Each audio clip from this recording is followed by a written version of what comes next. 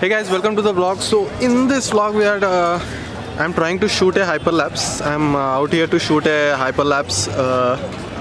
I want to try it from so long, but it wasn't happening. But today I'm out here shooting hyperlapse. I'm gonna tell you all the settings and all of that stuff, how to shoot it, and what better place to shoot it than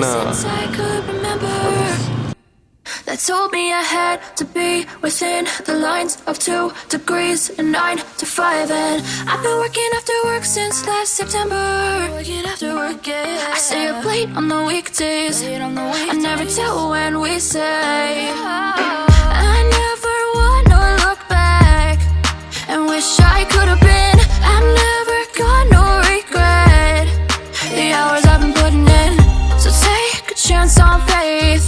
Your mind's a boundless place. So take a chance, take a chance, a chance.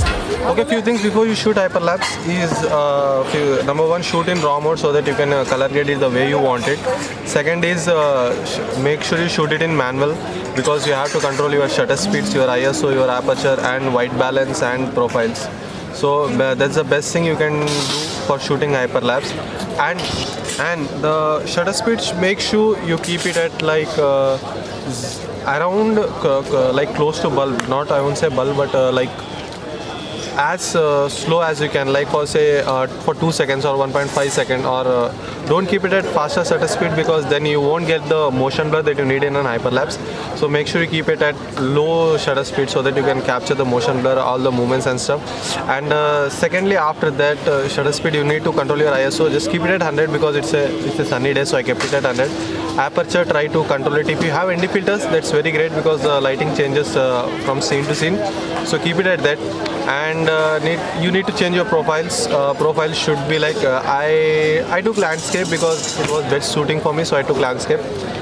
I know it's not good for taking hyperlapse, but that's what I needed, so I just adjusted it the way I needed it. That's the main thing. And make sure you use a tripod. If you can afford gimbal, that will be very great because gimbals might be easy process for you to shoot, but if you have a tripod, that's good too. Even if you are not good, don't have a tripod, make sure you select a point. Like for example, if you can see Charminar a little bit, I use the clock that's in the center for my point, like my how should I say it, my point that I'm gonna carry forward the total journey of that hyperlapse. So make sure you have a point and just enjoy the hyperlapse.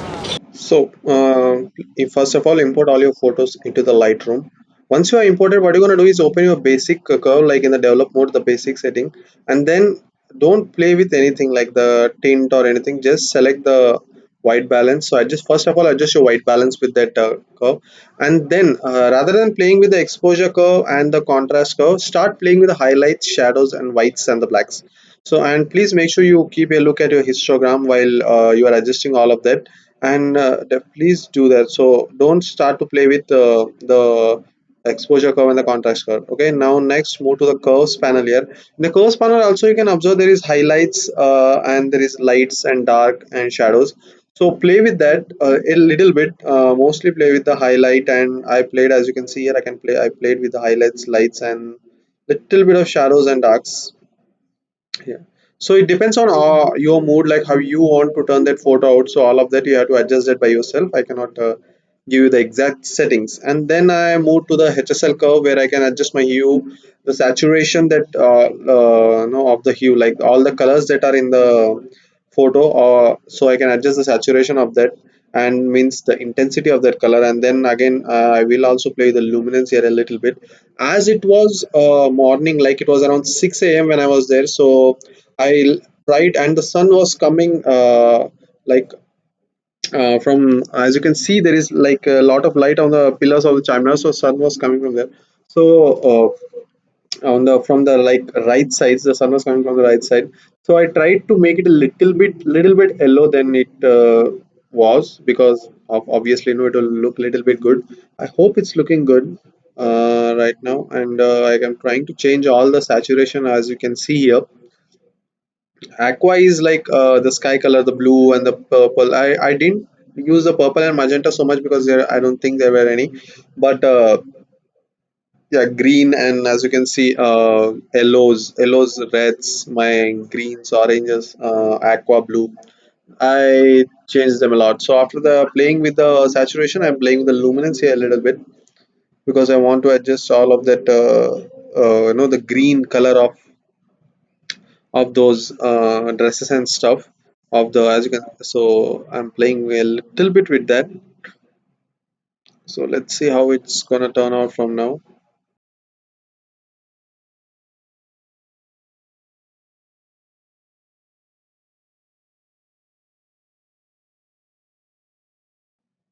So here I am. I'll start playing with a little bit of split toning. What split toning gives you? It gives a, as you can see here, you can adjust a different colors for your highlights and for your shadows.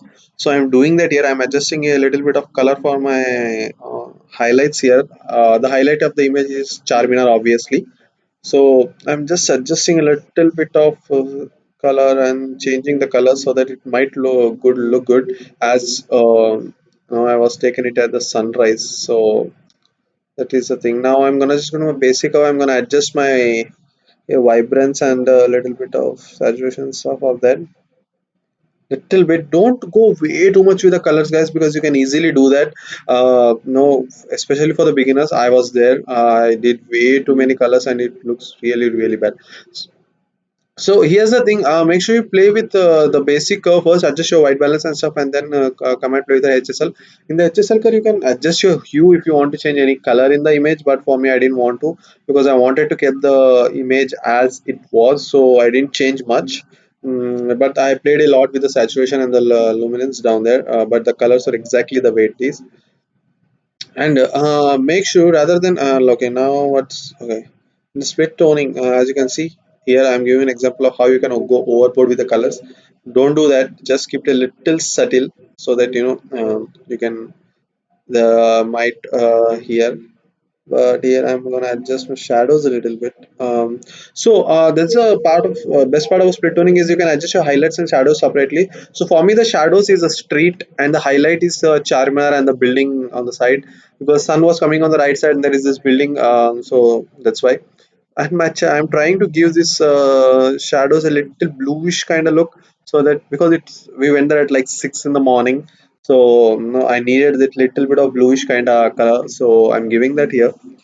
Let's see how that's turning. Yeah, as you can see, the sun is on the right side. As you can see on the top of that building, there is light and it's falling on the chimera. So I gave it that the sunrise effect kind of effect there. The sun is only for trying to fall on the side of the chimera and stuff. It's not falling on the street.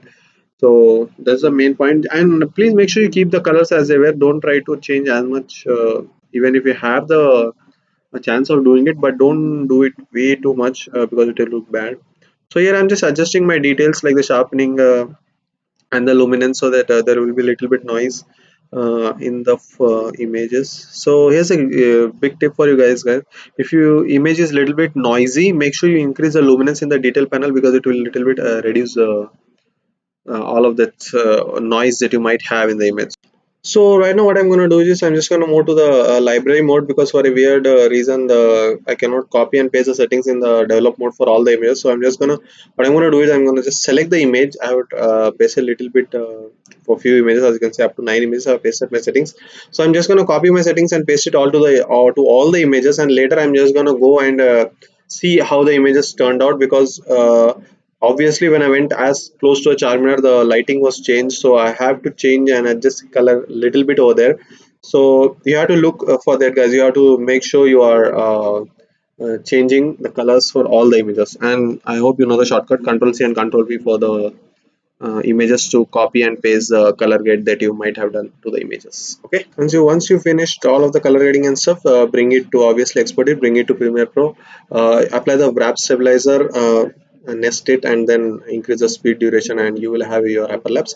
So I hope you will enjoy the hyperlapse that I shot. Hyperlapse coming now.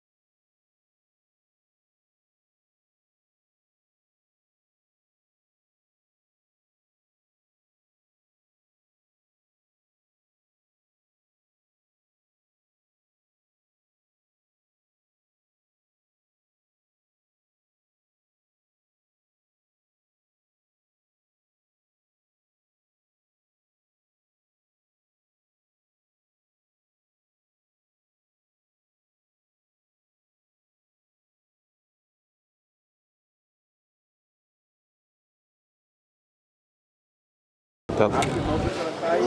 Okay, so that is the end of the video. I'm leaving Charminar, going towards my bike, and I hope you have learned a little bit from all of the video, that hyperlapse and the settings and stuff. So I will see you guys in the next one. Until then, please like this video, share this, and make sure you subscribe to the channel for more of, I won't say this stuff, but something like this. Okay, bye bye.